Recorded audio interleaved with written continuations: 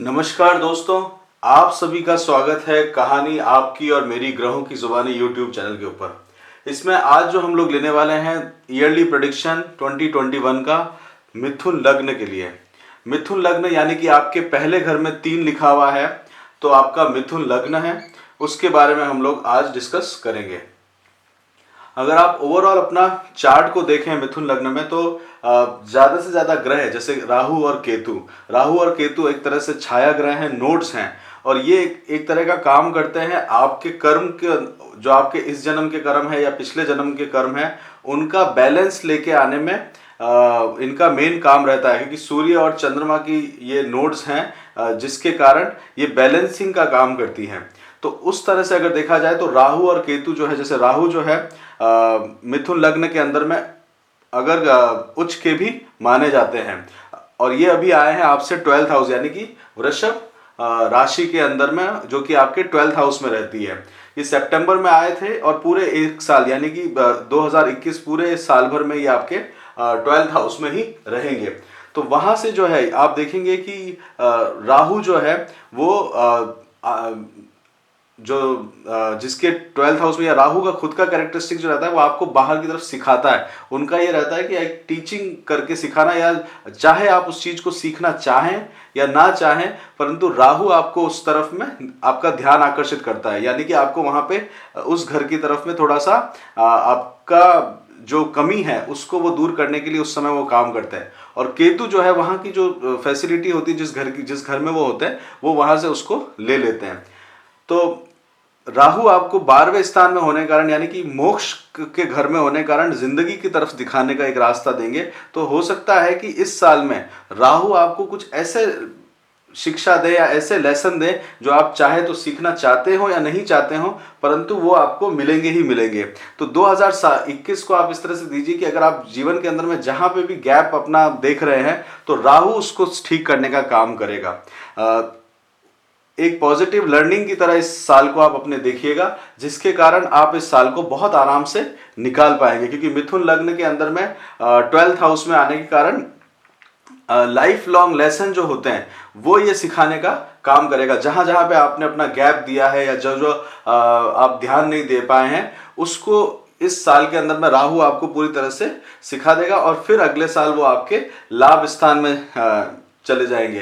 तो उससे पहले वो आपको एक तरह से पूरी तरह से जो कमियां हैं उनको दूर करने का काम जो है 2021 के अंदर में राहु करेंगे।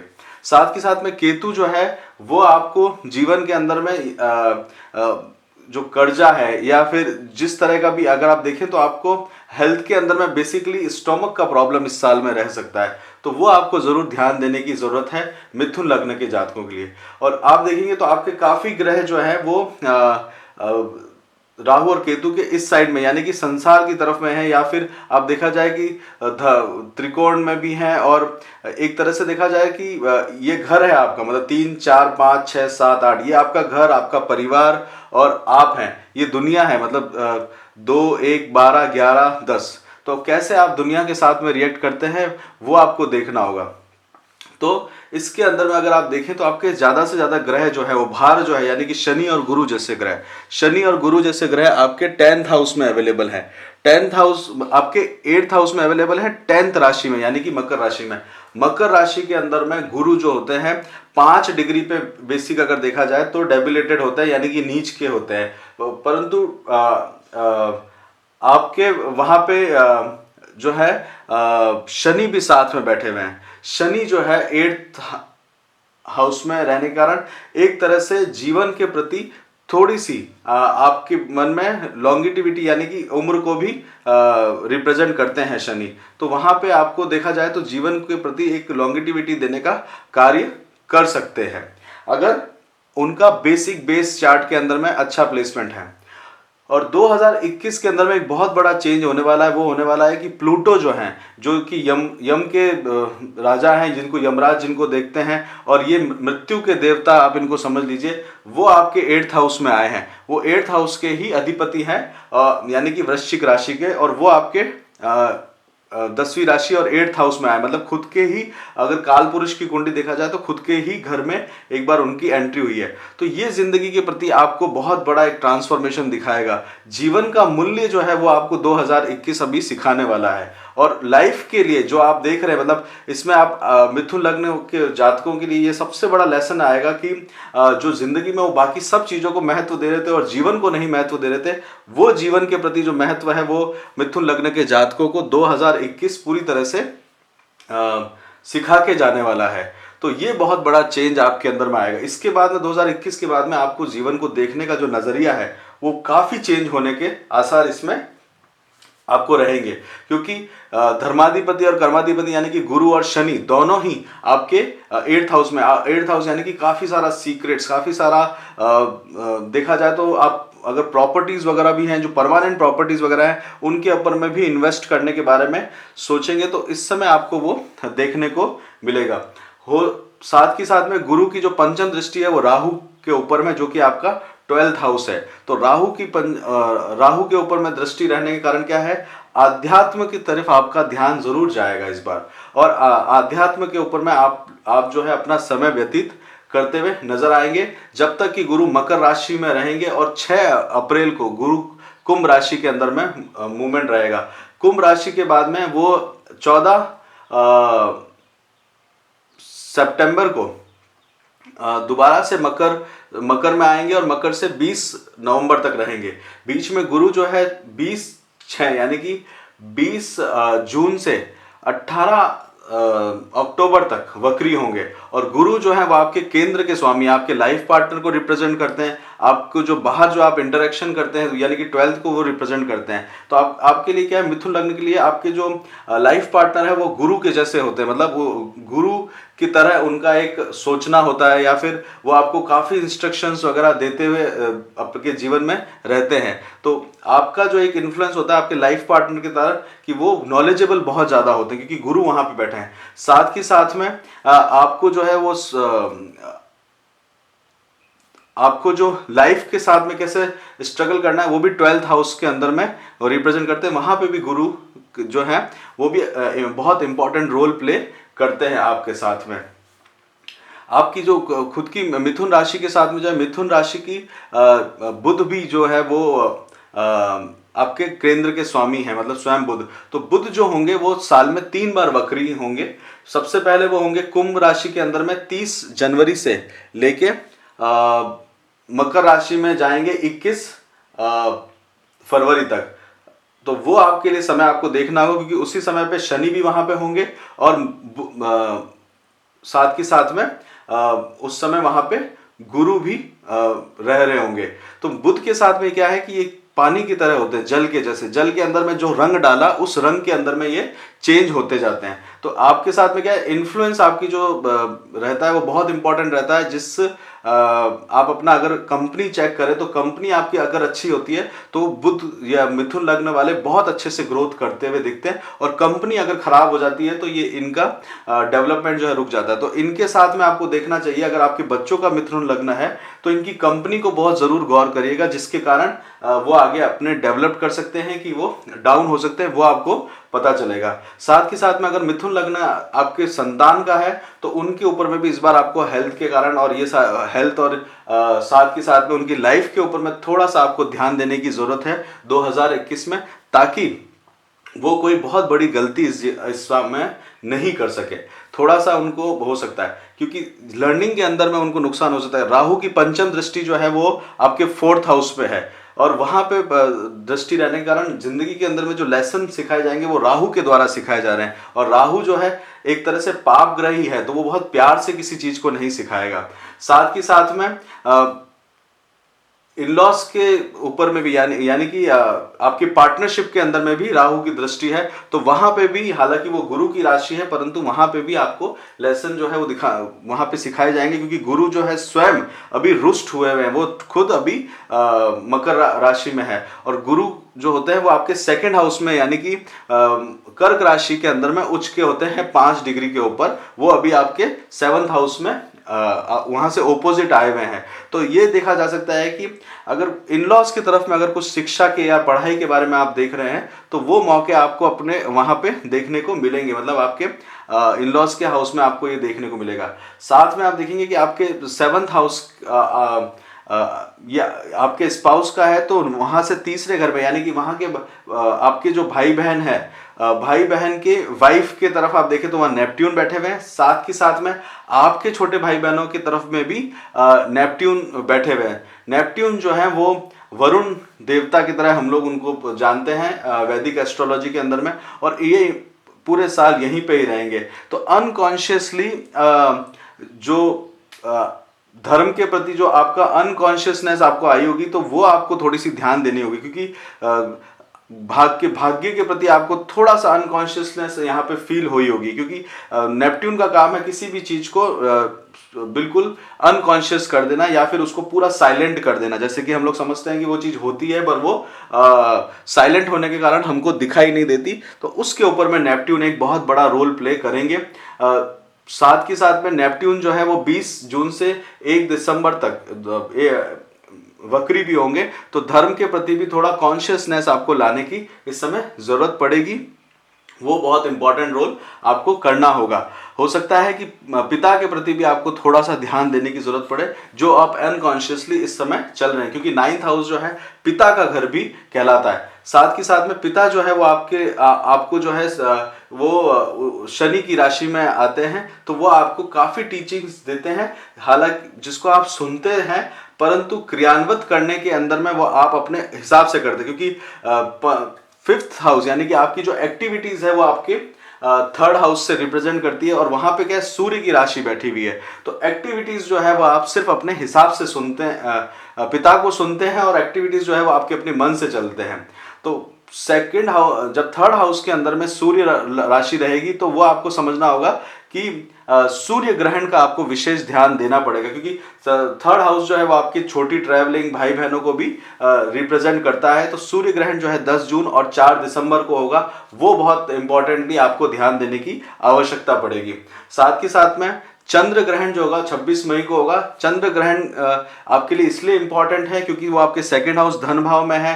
कोई नाक से रिलेटेड आपको कोई बीमारी नहीं हो सके, क्योंकि शनि की 7th दृष्टि वहां पे है। शनि जो है आपके ओपोजिट साइड में बहुत बड़ा भार है, मतलब अगर आप लॉजिकली समझें तो शनि और गुरु का अपने आप में बहुत बड़ा वेटेज रहेगा, जो आपके इस साइड में झुका हुआ है, और राहु और केतु की नोड्स जो हैं वो उस तरफ टर्न करेंगी। तो आपको जो ध्यान देने की जरूरत है चंद्रमा के ऊपर में और सूर्य के ऊपर में ध्यान देने की जरूरत है, जिससे कि आप उस लाइफ को बैलेंस कर सके। चाहे आप उसको तुला दान करके कर सकें, चाहे आप उसको मंत्रों के द्वारा कर सकें, वो आपको करने की इस समय बहुत ज्यादा जरूरत पड़ेगी। अदरवाइज आपको बहुत बड़ा नुकसान उठाना पड़ सकता है मिथुन लग्न के जातकों को। इसमें और देखते हैं कि यूरेनस जो है वो भी आपके मित्रों के स्थान में है, तो मित्रताएं अभी आपकी समाप्त होती हुई आपको लगेगी, और वो मंगल की राशि में है। आपका एक अपना व्यू है, और मित्र जो है वो आपसे अभी थोड़ा सा दूर होते जाएंगे, और ये आपके चल भी रहा है। हालांकि ये आपने अभी 2020 के अंदर में भी माहौल देखा होगा, और 21 में भी इसी तरह का बनेगा, तो उसको आप ज्यादा अभी गौर करने की आपको आवश्यकता नहीं है। लाभ स्थान जो है कई जगह पे आपको कम होने होगा, क्योंकि यूरेनस वहां पे बैठे हुए हैं, तो वो आपको इतना लाभ नहीं दे पाएंगे।